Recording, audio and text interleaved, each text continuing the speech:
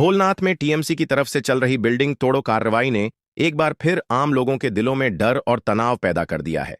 जब भी ऐसी कार्रवाई होती है, लोगों को अपने घर और छत छिन जाने का डर सताने लगता है। लेकिन एक बात सबको याद है, जब महाविकास आघाड़ी की सरकार थी, तब हालात बिल्कुल अलग थे। आव्हाड साहब खुद अवैध निर्माणों के खिलाफ थे, लेकिन फिर भी जब लोग वहां रहने लगते थे और कार्रवाई होती थी, तो हजारों बार जब कार्रवाई आती थी, तब बिल्डर्स कहते थे, साहब कुछ कीजिए।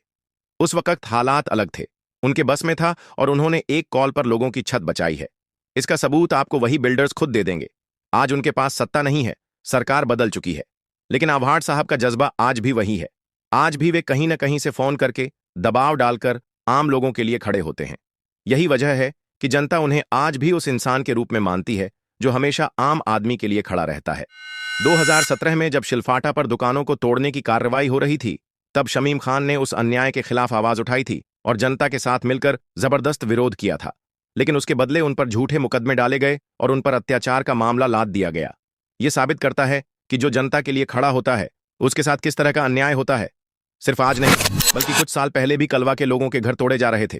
उस कठिन समय में भी एक ही शख्स जनता के साथ खड़ा हुआ था, डॉक्टर जितेंद्र आव्हाड। उन्होंने उस समय रेल रोको आंदोलन किया था और उस आंदोलन की वजह से हजारों घर टूटने से बच गए थे। और आज जब भोलनाथ में घर तोड़े जा रहे हैं, तो सबसे पहले साहब ही अनाम प्लेस और एवी के कंपाउंड का दौरा करने पहुंचे। इस वीडियो से हम बस इतना कहना चाहते हैं, कुछ सियासी लोग जनता को गुमराह करना चाहते हैं कि आव्हाड साहब उनके साथ नहीं है, जबकि सच ये है कि जब आव्हाड साहब भोलनाथ आए तो उन्होंने अपनी पार्टी के नेताओं को पूरी ताकत से रफीक कमदार का साथ देने को कहा। जफर सैयद, गणेश मुंडे, सहर शेख, इकबाल मुल्लानी जैसे कई पार्टी पदाधिकारी दिन रात रफीकत कमदार के साथ खड़े रहे हैं और उम्मीद है कि आमदार साहब जल्द ही इस मसले का कोई रास्ता निकालेंगे। सत्ता हो या न हो, आव्हाड साहब हमेशा आम आदमी के लिए खड़े रहे हैं और यही एक सच्चे नेता की पहचान है।